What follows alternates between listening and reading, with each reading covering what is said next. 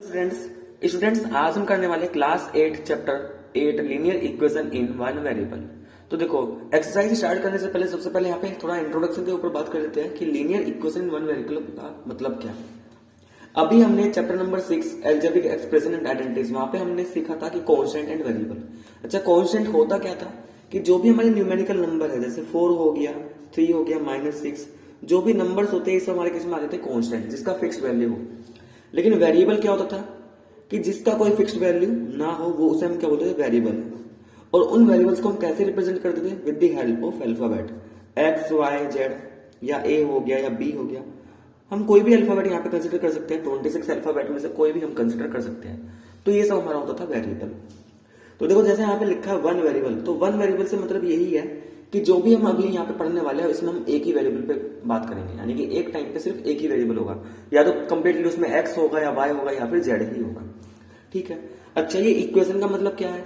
Equation से मतलब क्या है, देखो इक्वेशन कैसे बनता है कि अगर हमारे पास कोई एक एल्जेब्रिक एक्सप्रेशन है, मान लो 2x + 3, ये एक एल्जेब्रिक एक्सप्रेशन है क्योंकि इसमें कांस्टेंट आ रहे हैं, वेरिएबल आ रहे हैं, ठीक है, प्लस मल्टीप्लाई ये सब आ रहे हैं। एक और मैंने एल्जेब्रिक एक्सप्रेशन कंसीडर कर लिया, मान लो 6x - 4।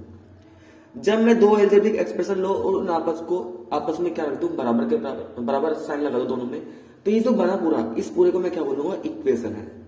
या फिर ऐसे भी कह सकते हैं, एक एल्जेब्रिक एक्सप्रेशन लिया और उसको हमने इक्वल रख दिया किसके, किसी कांस्टेंट नंबर, कुछ भी ले सकते हैं, 0 या 4 या 5, जो मन में है कोई भी नंबर। तो ये हमारा क्या है, इक्वेशन। तो मेनली इसमें तीन चीजें आएंगी, वो तीन क्या क्या है देखो।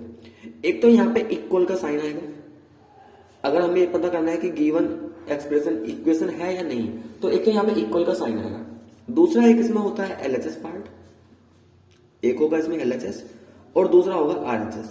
अच्छा, ये एलएचएस और आरएचएस का मतलब क्या है? एलएचएस का मतलब होता है लेफ्ट हैंड साइड,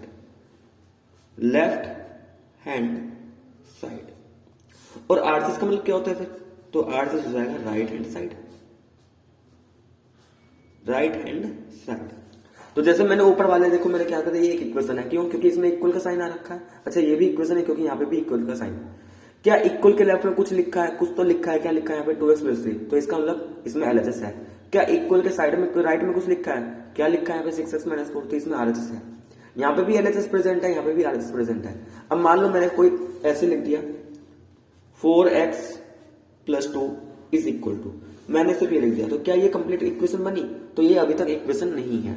क्यों? क्योंकि यहाँ पे इक्वल का साइन तो आ रखा है, इक्वल के लेफ्ट पार्ट में भी कुछ लिखा है, लेकिन इक्वल के राइट में क्या है, कुछ भी नहीं है।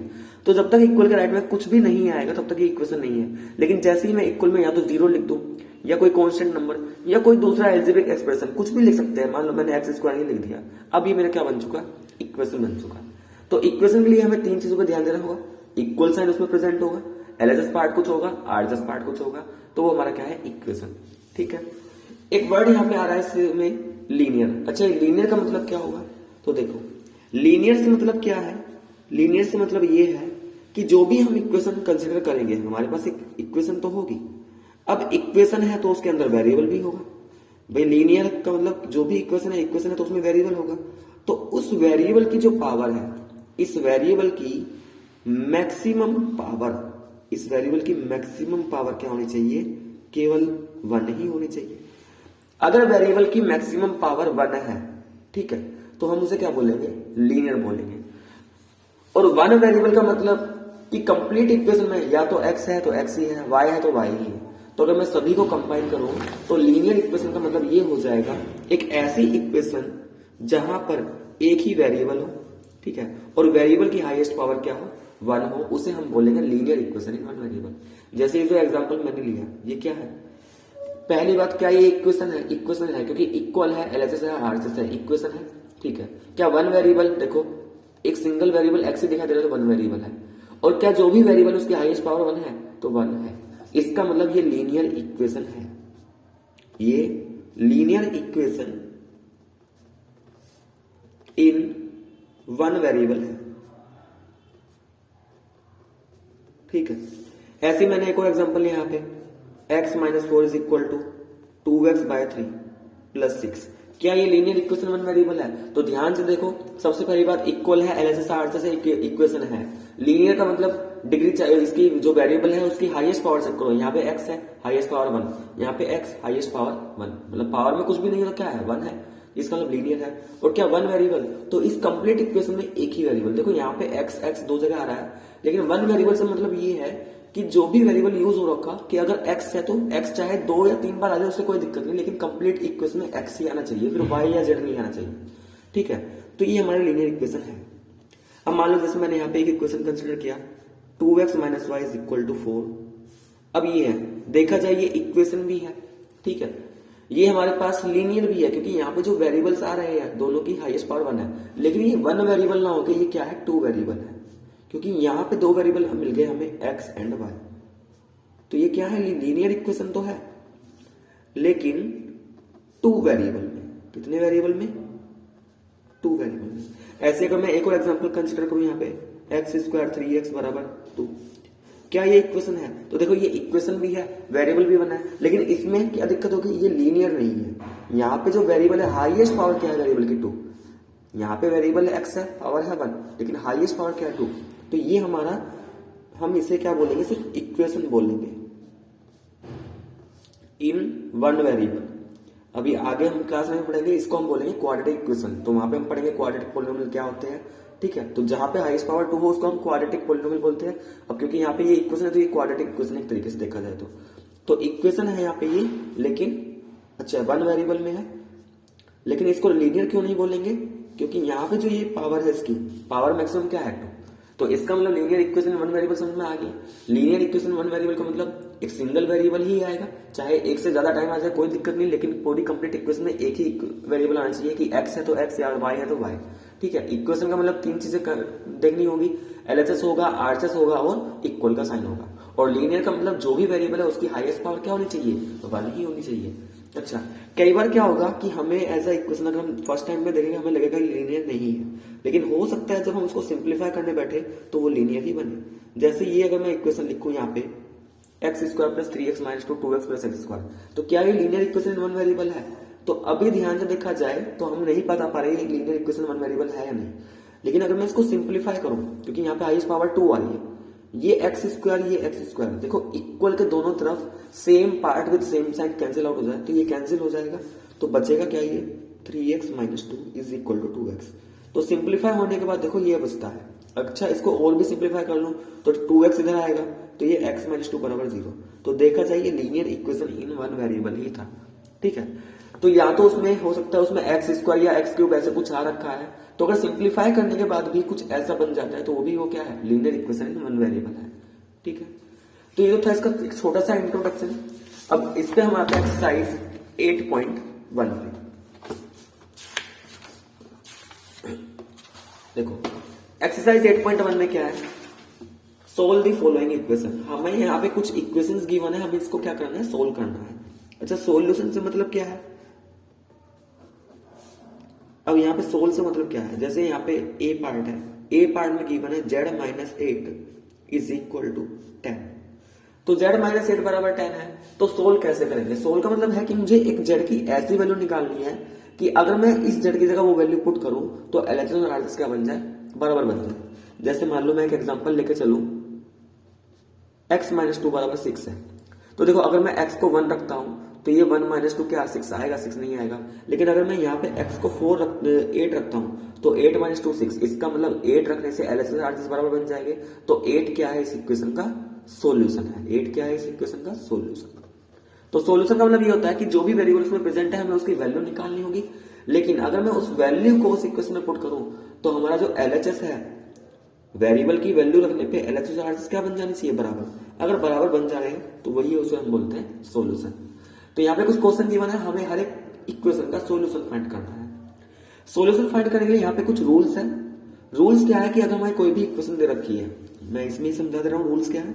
हमें अगर कोई भी इक्वेशन दे रखी है तो ध्यान दो, उस इक्वेशन में LHS में और RHS में सेम नंबर को मल्टीप्लाई कर सकते हैं, डिवाइड्स भी कर सकते हैं सेम नंबर से, ऐड भी कर सकते हैं और सब्ट्रैक्ट भी कर सकते हैं। लेकिन ध्यान देना है बोथ साइड मतलब कि जो भी काम करेंगे एलएचएस में भी करना है और आरएचएस में भी करना है। ठीक है, ये कर सकते हैं। या फिर ऐसा कर सकते हैं कि अगर हम कोई प्लस वाले माइनस वाले टर्म है उसको साइड चेंज करेंगे तो क्या हो जाएगा, उसका साइन प्लस हो जाएगा। ये सब हमने 7th क्लास में पढ़ा था कि कोई टर्म माइनस साइन के साथ है तो साइड चेंज होने पर क्या बन जाएगा, प्लस का। प्लस के साथ है तो साइड चेंज होने पर माइनस का। मल्टीप्लाई है तो डिवाइड में पहुंच जाएगा और डिवाइड है तो वो मल्टीप्लाई में पहुंचेगा। अच्छा, कैसे सोल्व होंगे, तो देखो जब हम क्वेश्चन करेंगे तब हमारा क्लियर हो जाएगा। पहला पार्ट है जैसे यहाँ पे z-8 बराबर है 10। मुझे क्या करना है, इसको सोल्व करना है। सोल्व का मतलब यह है कि यहाँ पे जो वेरिएबल दिखाई दे रहा है z, मुझे इस z का वैल्यू निकालना है।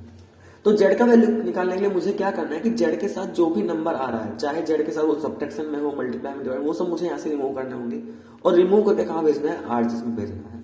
तो देखो ये z तो मुझे चाहिए तो इसको मैंने ऐसे लिख लिया। ये 10 आरएचएस में, ऐसे मुझे कोई प्रॉब्लम नहीं है।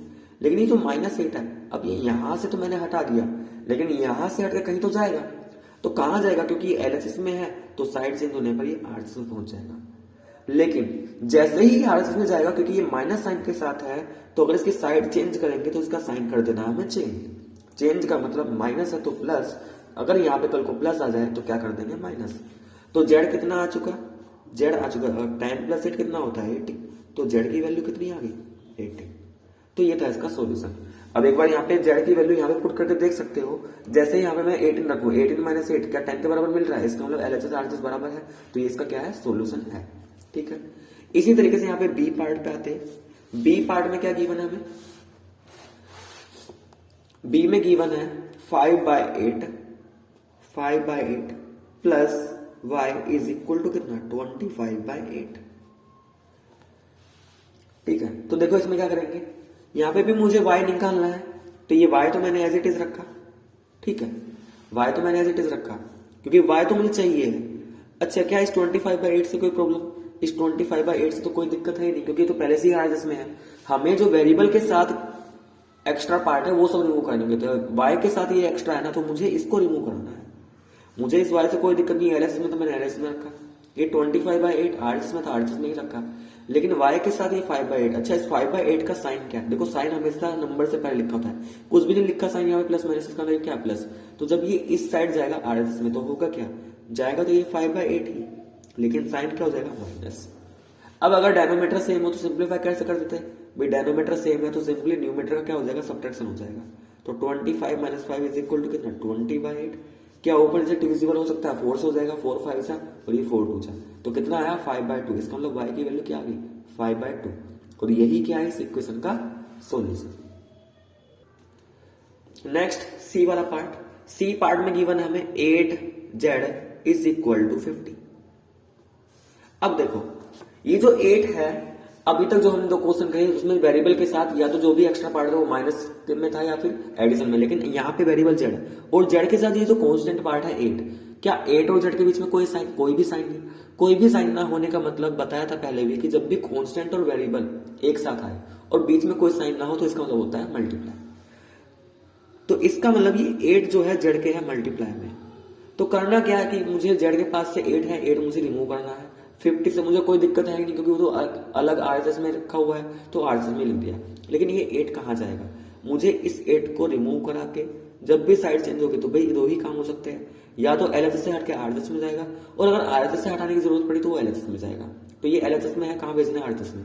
लेकिन आरएचएस में जाएगा किस तरीके से, तो ध्यान से देखो ये 8z के क्या है, मल्टीप्लाई, और अगर ये मल्टीप्लाई में है तो ये आरएचएस में पहुंच जाएगा डिवाइड में। सिंप्लीफाई कर लेते हैं इसको, क्या ये 4 से डिविजिबल है, 4 से तो डिविजिबल नहीं, लेकिन 2 से ऊपर नीचे दोनों डिविजिबल, तो 2 से 25 और 2 से 4 टाइम्स। तो z का वैल्यू कितना आ चुका है यहाँ पे 25/4। तो आंसर कितना आया, सॉल्यूशन कितना आया इस क्वेश्चन का, z is equal to 25/4। Next यहाँ पे डी पार्ट, डी पार्ट क्या है हमारे पास, 5p/8 इज इक्वल टू 50। इसमें क्या करेंगे, वेरिएबल है p और p के साथ दो नंबर यहां पे आ रहे हैं। अब देखो p के साथ 5 भी है 8 भी है, देखा जाए 5 क्या है, p के मल्टीप्लाई में है और 8 p के साथ है डिवाइड में, तो साइड चेंज होने पर उल्टा हो जाएगा। जो p के साथ मल्टीप्लाई में है वो नंबर तो पहुंचेगा डिवाइड में, और जो p के साथ डिवाइड में है वो साइड पहुंचेगा मल्टीप्लाई में। हम दूसरे शब्दों में ये भी कह सकते हैं कि जो न्यूमरेटर में पार्ट होता है अगर मल्टीप्लाई में है तो वो डिनोमिनेटर में पहुंच जाता है, और जो डेनोमीटर में है तो वो न्यूमीटर में पहुंच जाता है। अब इसको सिंप्लीफाई कर लेंगे, 5 से 15 तो 3 टाइम्स डिविजिबल है, और 3 इंटू 8 कितना हो जाएगा 24, तो पी का वैल्यू कितना आ गया 24। ठीक है, next E part. E part में गिवन है 1.5 is equal to y upon 2.1। तो देखो अभी तक वेरिएबल हमारा एलएचएस में चल रहा था, अब वेरिएबल कहां पे आ चुका आर्ट्स में, तो कोई दिक्कत नहीं, सेम कंसेप्ट वही रहेगा, वेरिएबल आर्ट्स में ही रख लेते हैं। एलएचएस में 1.5 है, कोई वेरिएबल नहीं है तो इससे कोई दिक्कत है नहीं। रही बात इस 2.1 की, ये 2.1 कहां जाएगा, ये 2.1 एलएचएस में तो नहीं रहेगा क्योंकि y के डिवाइड में, और मुझे y चाहिए अकेला, सिर्फ y के साथ कोई भी नंबर नहीं चाहिए, ना प्लस में, ना माइनस, ना मल्टीप्लाई, ना फिर डिवाइड में, सब कुछ मुझे y के साथ से रिमूव करना है। तो 2.1 यहां से तो मैंने हटा दिया, लेकिन यहां से हटेगा कहीं तो जाएगा, तो यहां से हटके कहां जाएगा भाई, अब आरएचएस से रिमूव कर दे तो एलएचएस में भेजेंगे, लेकिन y के साथ 2.1 क्या है डिवाइड में ना, और अगर ये डिवाइड में हो तो साइड चेंज होने पर ये पहुंच जाएगा 1.5 के मल्टीप्लाई में। दोनों को मल्टीप्लाई कर लेते हैं। अच्छा, ये डेसिमल का डेसिमल से मल्टीप्लीकेशन तो इजी है, जैसे हम मल्टीप्लीकेशन करते आ रहे थे वैसे ही होगा। ठीक है, भूल जाते हैं हम पॉइंट के, अभी मल्टीप्लाई कर लेते हैं। 5 1 जा 5, ये 5 2 जा 10, यहाँ पे क्रॉस, ये हो जाएगा 21, ऐड करेंगे 5 1 3। डेसिमल के बाद एक डिजिट यहाँ पे, एक यहाँ पे, टोटल डिजिट कितने बनेंगे 2, तो पीछे से यहाँ से 2 डिजिट काउंट करें, 1 2 और डेसिमल लगाया 3.15, तो ये कितना आ गया 3.15 इज इक्वल टू y। अब क्या करेंगे, y की वैल्यू कितनी आ गई 3.15, और इसको मैं ऐसे लिख दे रहा हूं, मैं पूरे एलएचएस को आरएचएस में लिख दे रहा हूं, पूरे आरएचएस को इधर, तो y की वैल्यू कितनी आ गई 3.15। तो ये था हमारा पार्ट नंबर ई।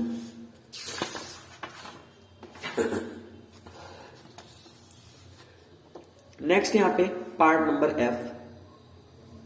एफ में देखो क्या दे रखा है, 10a minus 5 is equal to कितना 35। अब देखो यहां पे वेरिएबल क्या है, a है, देखा जाए तो यहां पे अब दो नंबर आ रहे हैं, एक 10 है एक 5 है। ये जो 10 है ये इस वेरिएबल के साथ मल्टीप्लाई में है, लेकिन जो 5 है वो a के साथ सब्ट्रैक्शन साइन के साथ है। तो ध्यान दो, जब मल्टीप्लाई में भी आए या डिवाइड में आए और साथ के साथ प्लस या माइनस भी आए, तो ये जो मल्टीप्लाई में है, जो वेरिएबल के साथ मल्टीप्लाई में हुआ या वेरिएबल के साथ डिवाइड में, इसको हम बाद में रिमूव करेंगे। पहले इस -5 को यहां से हटाते हैं, इस -5 को हटाएंगे तो देखो 10a मैंने ऐसे ही रखा, 35 जैसा है ऐसे ही रखो, इक्वल जहां है वहीं रखा, सिर्फ मैंने -5 रिमूव किया। लेकिन रिमूव करने का मतलब क्या है कि ऐसे नहीं कि उसको गायब भी कर देंगे, गायब नहीं करना, बस उसका पोजीशन चेंज करना है, और पोजीशन चेंज करेंगे तो उसके साइन इफेक्ट कर सकता है। ठीक है, मल्टीप्लाई डिवाइड साइन इफेक्ट नहीं करता, लेकिन प्लस या माइनस है तो एडिशन सब्ट्रैक्शन में तो साइन इफेक्ट करेगा। यहाँ पे माइनस का 5 है, ठीक है, ये इस 10a के साथ सब्ट्रैक्शन में है तो साइड चेंज होने पर जाएगा तो 5, लेकिन साइन क्या बन जाएगा प्लस का। तो 10a कितना हो चुका 35 प्लस 5 40। अब देखो, अब a के साथ क्या है 10, लेकिन मल्टीप्लाई में है, तो क्या करेंगे, a के पास से 10 हटाया, कहां पहुंच गया डिवाइड में, और 40 को 10 से डिवाइड करेंगे तो कितना आएगा 4। इसका मतलब a की वैल्यू कितनी आ गई 4 आ गई। ठीक है, नेक्स्ट क्वेश्चन जी पार्ट। जी वाले में क्या है 25 plus 5p is equal to कितना 90। तो देखो इसमें क्या करना है, सबसे पहले p ये रहा वेरिएबल, मुझे p की वैल्यू निकालनी, तो p के साथ 5 तो मल्टीप्लाई में, तो इसको तो हम बाद वाले स्टेप में रिमूव करेंगे फाइनली। अभी यहाँ पे ये 25 आ रहा है, और 25 का साइन क्या है, कुछ भी नहीं दे रखा है इससे पहले, इसका मतलब प्लस होगा। तो 25 को मुझे लेके जाना है आरएचएस में, लेकिन अगर इसको मैं आरएचएस में लेके जाऊंगा तो क्या होगा, क्योंकि ये 25 प्लस है, ठीक है, और 5p के साथ एडिशन में पड़ा हुआ है ये, तो क्या करेंगे उधर जाके 25 का साइन चेंज हो जाएगा। ठीक, तो देखो ये 5p 90 माइनस 25 कितना हो जाएगा 65 हो जाएगा। अब ये p बचा, p के पास से अब 5 हटाया, 5 यहां से हटेगा, p के साथ मल्टीप्लाई में था तो डिवाइड साइड चेंज होने पर डिवाइड में पहुंच गया, तो p कितना आ चुका 30। 5 से कितने टाइम्स डिविजिबल 30 टाइम्स, तो p की वैल्यू क्या आ गई हमारी 30। क्वेश्चन नंबर 1 का लास्ट पार्ट। तो देखो लास्ट पार्ट में क्या गिवन है, h वाला पार्ट। h वाले पार्ट में गिवन है 7x/2 प्लस x/4 माइनस का x/8 इज इक्वल टू 11। क्या करेंगे, अब देखो यहाँ पे 3 टर्म है जिसमें हमें x दिखाई दे रहा है, तो ऐसे क्वेश्चन को करने के लिए क्या करेंगे, अब यहाँ पे हम इसको लीनियर इक्वेशन वाली फॉर्म में लेकर आएंगे सिंगल वेरिएबल में। तो देखो यहाँ पे एक तरीके से डिनोमिनेटर में 2 है 4 है 8 है, तो इसके लिए हम लेंगे यहाँ पे एलसीएम। ठीक है, तो अगर डेनोमीटर देखा जाए, डेनोमीटर में क्या क्या नंबर दिखाई दे रहे हैं, 2, 4, 8, और इन तीनों नंबर का एलसीएम क्या होगा, एलसीएम क्या होगा 8। मतलब एक ऐसा नंबर जो तीनों से डिविजिबल हो जाए वो क्या है, 8 है। यानी कि लीस्ट से लीस्ट हो और तीनों नंबर से डिविजिबल हो जाए 8 होने को, तो इसमें हमें 16 भी हो सकता है, लेकिन 16 उसका एलसीएम नहीं होगा। ठीक है, हमें एलसीएम निकालना 8 आ। ठीक, तो क्या करें इसको, अगर मैं इस कंप्लीट इक्वेशन को, अभी मैंने बताया था स्टार्टिंग में कि अगर हमारे पास इक्वेशन है तो हम दोनों तरफ सेम नंबर से मल्टीप्लाई कर ले, डिवाइड कर ले, एडिशन कर ले, कुछ भी कर सकते हैं। तो मैं क्या कर रहा हूं यहाँ पे, इस कंप्लीट इक्वेशन को 8 से मल्टीप्लाई कर दो, 7x/2। अब क्योंकि मैंने एलएचएस में 8 से मल्टीप्लाई किया तो मैं आरएचएस में भी क्या कर रहा हूं, 8 से मल्टीप्लाई। अब देखो, ये हमने पढ़ा है कि जब हम ये एक तरीके से ट्राइनोमियल, क्योंकि 3 टर्म लिखी हुई है, यहाँ पे एक टर्म है, जब 8 का मल्टीप्लाई अंदर होगा तो देखो 8 का मल्टीप्लाई अगर 7x/2 से करेंगे, अगर हम 8 का मल्टीप्लाई 7x/2 से करेंगे तो 2 से 8 कितने टाइम्स, 4 टाइम्स, 4 7 28, और वेरिएबल है x तो x आ गया। ऐसे ही 8 का मल्टीप्लाई x/4 से, तो 4 से 8 2 टाइम्स आएगा, तो कितना आएगा, 2x। 8 का मल्टीप्लाई x/8 से, 8 से कट जाएगा, लेकिन साइन माइनस तो -x, और ये 11 8 से 88। ठीक है, अब क्या करेंगे, 28 + 2 कितना हो जाएगा, ये तो लाइक टर्म में तीनों, तो सिंप्लीफाई हो सकते हैं, तो 28 + 2 इनके कोफिशिएंट को सिंप्लीफाई कर लो बस। 28 + 2 30, 30 माइनस यहाँ पे x के साथ कुछ भी नहीं, इसका मतलब 1 है, तो 30 - 1 29, तो ये आ गया 29x = 88। इसके बाद x निकालना है, 29 को यहाँ से रिमूव करो, 29x के मल्टीप्लाई में, तो साइड से होने पर डिवाइड में, तो x आ गया हमारा 88/29। तो स्टूडेंट्स ये था हमारा एक्सरसाइज 8.1 का क्वेश्चन नंबर 1। तो नेक्स्ट वीडियो में हम करेंगे यहाँ पे क्वेश्चन नंबर 2। तो अगर आपको मेरा वीडियो पसंद है तो प्लीज वीडियो को लाइक करें, शेयर करें और कमेंट करके जरूर बताएं।